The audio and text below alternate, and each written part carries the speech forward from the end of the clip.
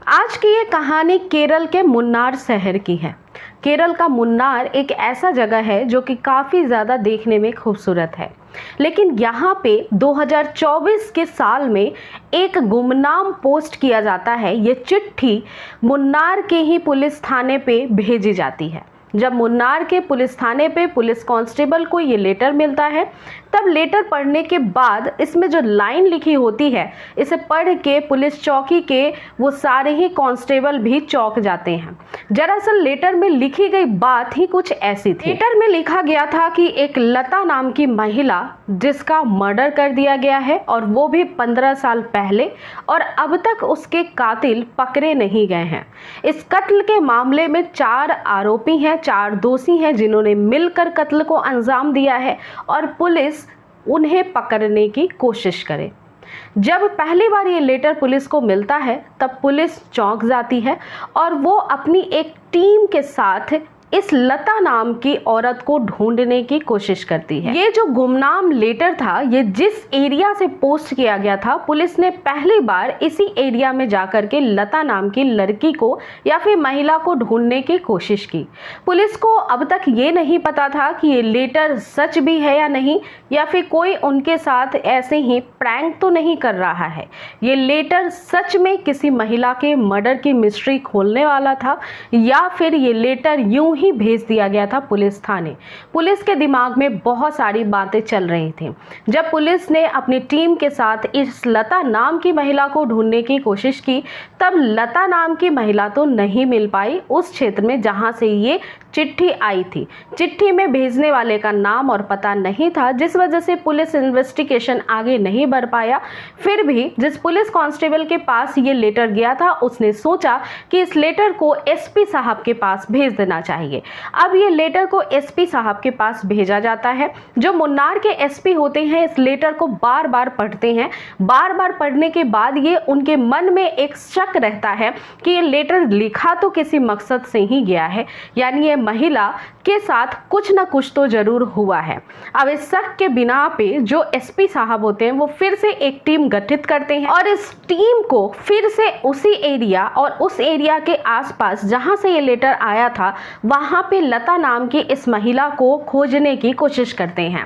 वो कहते हैं कि लता नाम की इस महिला को खोजने में कोई चूक नहीं होनी चाहिए, और लता से मिलता जुलता कोई भी नाम हो तो इन महिलाओं की भी शिनाख्त की जानी चाहिए।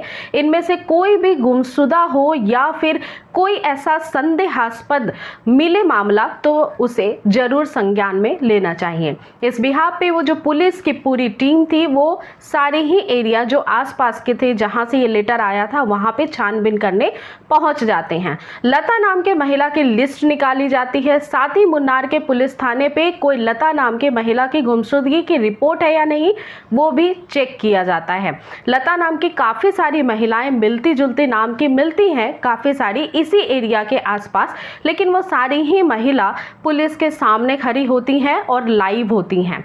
लेकिन एक ऐसा घर होता है जहां पे लता नाम की महिला 15 वर्ष पहले रहा करती थी, लेकिन वो अब इस घर में नहीं थी। पड़ोसियों से जब पूछा जाता है कि क्या इस घर में लता नाम की कोई महिला रहती थी, तो पड़ोसी का कहना था कि जी हाँ, 2007 में एक लता नाम की महिला यहाँ पे रहा करती थी, लेकिन 2009 के बाद, यानी लगभग 2 से 3 सालों के बाद ही उसे इस एरिया में या फिर आसपास के किसी भी क्षेत्र में देखा नहीं गया। वो अचानक से गायब हो गई। अब कहानी की शुरुआत यहीं से होती है। केरल के मुन्नार में लता नाम की एक महिला रहा करती थी। ये महिला काफ़ी ही अच्छे परिवार से बिलोंग करती थी। घर में किसी बात की कमी नहीं थी। लता की परवरिश काफ़ी अच्छे से की गई थी, और लता की जैसे जैसे परवरिश आगे बढ़ती है, वो बड़ी होती जाती है। उसके घर से महज 2 किलोमीटर के अंदर में एक अनिल नाम के लड़के से उसका परिचय हो जाता है। परिचय मुलाकात पहले तो ऐसे ही आम होता है, लेकिन लेकिन बाद में धीरे धीरे दोनों के बीच में प्यार प्रसंग चलने लगता है। घर वालों को जब इस बारे में पता लगता है तो ये जिस समुदाय से महिला आती थी वो समुदाय बहुत कट्टरपंथी था। वो किसी भी दृश्य से किसी भी प्रेम प्रसंग को बढ़ावा नहीं देते थे, और बात करें अगर इंटरकास्ट मैरिज की तो वो बिल्कुल भी इस बात को एडजस्ट नहीं कर पाते थे। यानी इस समुदाय में इंटरकास्ट मैरिज करना बिल्कुल ही मना था। ऐसी कंडीशन में अगर कोई कपल इंटरकास्ट मैरिज कर भी ले तो उसे समुदाय से बाहर कर दिया जाता था। लेकिन लता जिस लड़के से प्यार कर बैठी थी उसका नाम अनिल था और वो भी इंटरकास्ट ही था। अब लता के परिवार वालों ने जब विरोध करना शुरू किया तो लता ने भी विरोध किया, और लता ने ये कहा स्पष्ट रूप से कि मैं बालिग हूँ, मैं अपनी मर्जी से शादी कर सकती हूँ। और ऐसा करने के बाद परिवार वालों से विरोध करके वो अनिल से शादी कर लेती है। शादी करने के बाद वो लोग एक मकान लेते हैं। 2007 में वो अपनी वैवाहिक जिंदगी एक तरह से अच्छे से चलाने की कोशिश कर रही थी। नए घर में वो शिफ्ट हो जाती है, जहाँ पे उसका घर था गांव में वो छोड़ देती है। इधर जो लड़के वाले के परिवार वाले थे, यानी अनिल के जो परिवार वाले थे, वो भी अनिल से खफा तो रहते हैं क्योंकि उसने लव मैरिज की थी, लेकिन फिर भी वो लड़का था, इस वजह से बातचीत उसके परिवार वालों के साथ होती रहती थी। लता और अनिल की जिंदगी अब बहुत ही अच्छी चल रही थी। लगभग शादी के 1 से 1.5 साल के बाद उन्हें एक बच्चा भी हो जाता है। और फिर लता का जो पति था अनिल, वो एक कंस्ट्रक्टर के रूप में काम करने लगता है और काफ़ी अच्छे से उसकी जो एस्टैब्लिशमेंट होती है वो बिजनेस में होने लग जाती है, जिस वजह से उसको साउथ अफ्रीका भी जाना पड़ जाता था। कई बार वो साउथ अफ्रीका के दौरे करता था, लेकिन जब वो घर से बाहर जाने लगा तब वो जब घर आया करता था लता के व्यवहार में शायद उसको कुछ बदलाव नजर आते थे, जिस वजह से वो जैसे जैसे समय बीत रहा था वैसे वैसे लता पे शक भी करने लगा था। उसे लगता था कि लता के कहीं और भी संबंध चल रहे हैं। इधर लता को भी कुछ ऐसा ही महसूस होता था कि अनिल का भी किसी और से चक्कर चल रहा है, और इस बीच में दोनों के बीच में बात विवाद होती रहती थी। अब साल 2009 आ जाते हैं। दोनों के रिश्ते ऐसे ही खट्टे मीठे पड़ाव को पार करते हुए आगे बढ़ रहे थे, लेकिन अचानक से एक दिन अनिल लता के बारे में आसपास के लोगों को बताता है कि उसका जिस व्यक्ति से प्रेम प्रसंग चल रहा था उसका नाम सूरज है। क्योंकि आसपास के लोग जब लड़ाइयाँ होती थी तब सुनते भी थे और महसूस भी करते थे कि इन दोनों के रिश्ते के बीच में कोई ना कोई शक की वजह तो जरूर है। 2009 में इस शक को बिल्कुल मोहर लगाने का काम उसका खुद का पति अनिल कर देता है। वो कहता है कि मेरी पत्नी अपने आशिक सूरज के साथ भाग गई है और अपने बच्चे को छोड़ के गई है। इसके बाद पड़ोस के लोग भी इस बात को रफा दफा कर देते हैं, लता को ढूंढने की कोशिश नहीं करते हैं। इधर लता ने लव मैरिज किया था, इस वजह से उसके घर वाले खफा थे, और उनके पास भी जब ये बात पहुंचती है तो वो भी काफ़ी और गुस्सा हो जाते हैं और वो भी लता को ढूंढने की कोशिश नहीं करते हैं। यानी लता का मामला यहीं पे बिल्कुल ठंडा होता हुआ नजर आता है। बीच बीच में अनिल बताता था कुछ लोगों को कि लता यहाँ है अपने आशिक के साथ, वहाँ है, इस तरह से वो बरगलाने का काम भी किया करता था, लेकिन कभी भी लता को देखा नहीं गया।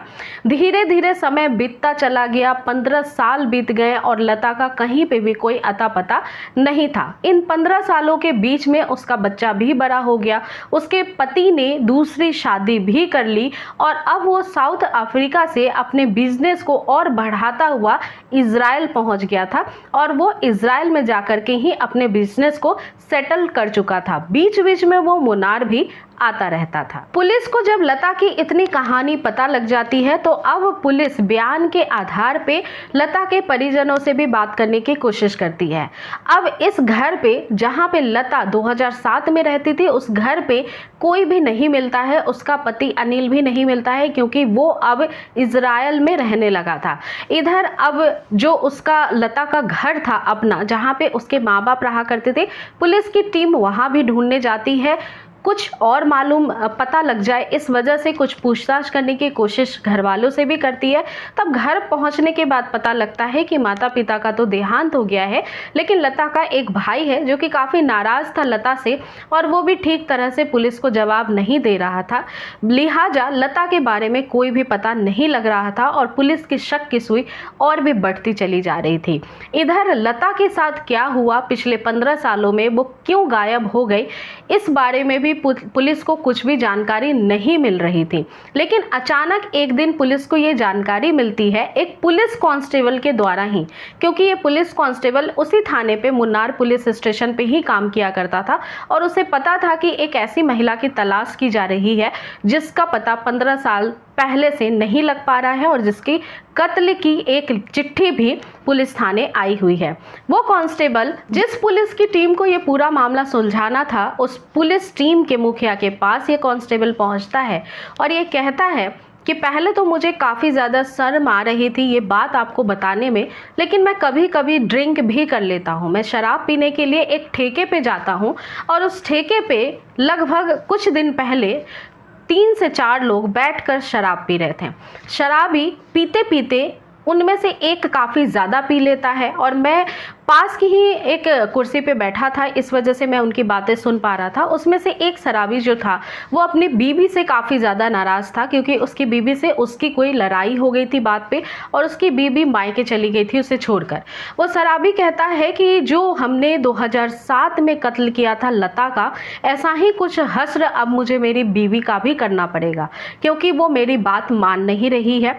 अब ये जो पुलिस कांस्टेबल था वो कुछ और भी बातें इन शराबियों की सुनता है और जैसे ही अब पुलिस को ये सारी बातें पता लगती है, अब उस ठेके पे जाकर वो जो 4 शराबियों का ग्रुप था उनको पकड़ने की कोशिश करती है।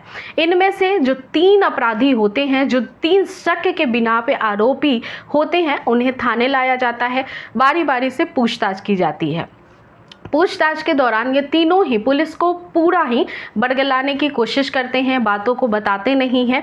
लेकिन एक जो ज़्यादा शराब पी लेता था और फिर बड़बड़ करने लगता था, पुलिस सोचती है कि अब इसे थोड़ा शराब वगैरह पिलाया जाए, शायद ये नशे में कोई ना कोई तो बयान जरूर देगा, सच्चाई बता सकता है। पुलिस की टीम उस एक इंसान को जो कि काफ़ी ज़्यादा शराब पीता था उसे अब शराब पिलाती है, उसका मुंह खुलवाने की कोशिश करती है, लेकिन पुलिस के ये जो तमाम हथकंडे थे वो फेल होते हुए दिखाई दे रहे थे। लिहाजा पुलिस की टीम इन चारों ही अपराधियों को, इन चारों ही शराबियों को घर भेज देती है। इसके बाद पुलिस ये पता लगाने की कोशिश करती है कि क्या इन शराबियों का लिंक लता के पति अनिल से है, और जब ये एस्टैब्लिश करने की पुलिस कोशिश कर रही थी तो लिंक एस्टैब्लिश हो भी जाती है। ये 3 अपराधी जो इसमें से होते हैं ये डायरेक्टली लिंक पाए गए थे लता के पति अनिल से, और अनिल जब से विदेश गया था तब से इनके टच में नहीं था। अब फिर से जो पुलिस की टीम होती है वो एक जो ज़्यादा ड्रिंक करता था उस शराबी को बुलाती है और पुलिसिया तरीके से अब जांच करने की कोशिश करती है। जब पुलिस अपने तरीके से जब इसे सख्ती से पूछताछ करती है तब ये कहता है कि मैं आपको सारी सच्चाई बता सकता हूँ, लेकिन आप अगर मुझे कुछ नहीं करेंगे तो, यानी आप मुझे बचा लोगे तो मैं सब कुछ बता सकता हूँ। अब पुलिस ने इस शराबी को सरकारी गवाह के तौर पे बनाया और अब जाकर इस आदमी ने मुंह खोला। इसने कहा कि लगभग 2009 में हमने ही मिल करके अनिल के साथ लता का मर्डर किया था। लता का मर्डर करने के बाद हमने उसको मारुति कार में रखा और उसकी बॉडी को ठिकाने लगाने के लिए घर से बाहर निकले, लेकिन हम उसे ठिकाना नहीं लगा पा रहे थे, इसलिए हम सभी ने मिल करके ये डिसाइड किया कि लता की जो बॉडी है उसको फिर से अनिल के घर पे ही लाया जाए और अनिल के घर के सेफ्टी टैंक में उसे डाल दिया जाए। और उन लोगों ने ही ऐसा ही किया भी।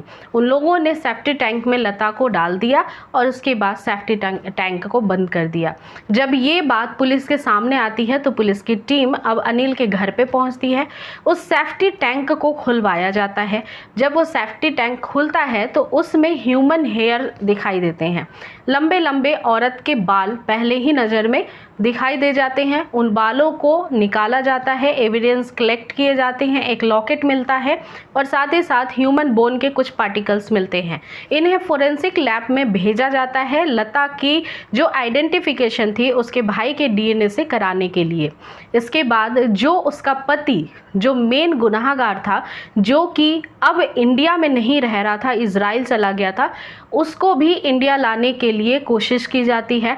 और ये पूरा मामला जब जब लोगों के सामने आता है, अड़ोसी पड़ोसी भी जब इस बात को सुनते हैं, तब वो भी हैरान रह जाते हैं कि एक इतनी अच्छी स्वभाव की महिला, जिसकी किसी से भी लड़ाइयाँ नहीं होती थी, वो सभी आसपास के लोगों से सबसे बहुत मिलनसार मिलजुल कर रहा करती, उसकी हत्या उसी के पति ने कर दी और उसके बारे में इस तरह की गलत बातें फैलाई। ये बात लता के घर पे उसके भाई को भी पता लगती है और भाई भी कहीं ना कहीं गिल्ट फील कर रहा था कि उसने भी अपनी बहन को ढूंढने की कोशिश नहीं की, उसने भी अपनी बहन को गलत समझा और उसकी बहन इसी मुन्नार के घर के सेफ्टी टैंक में 15 सालों से अपने इंसाफ का इंतजार कर रही थी। तो ये एक ऐसा अनोखा केस है जिसका पता एक गुमनाम चिट्ठी ने और एक शराबी ने खोला था और इस केस को इसके अंजाम तक पहुंचाने की कोशिश की। तो आज की कहानी यहीं तक थी। इस कहानी को सुनाने का मकसद आप सभी की भावनाओं को ठेस पहुंचाना नहीं था। अगर आप भी ऐसी ही सच्ची कहानियों को सुनने में इंटरेस्ट रखते हैं तो आप चैनल को सब्सक्राइब कर सकते हैं, वीडियो को लाइक कर सकते हैं। मिलती हूँ फिर अगली कहानी के साथ। तब तक आप अपना पूरा ख्याल रखिए, अपने परिवार को खुश और सुरक्षित रखें। धन्यवाद।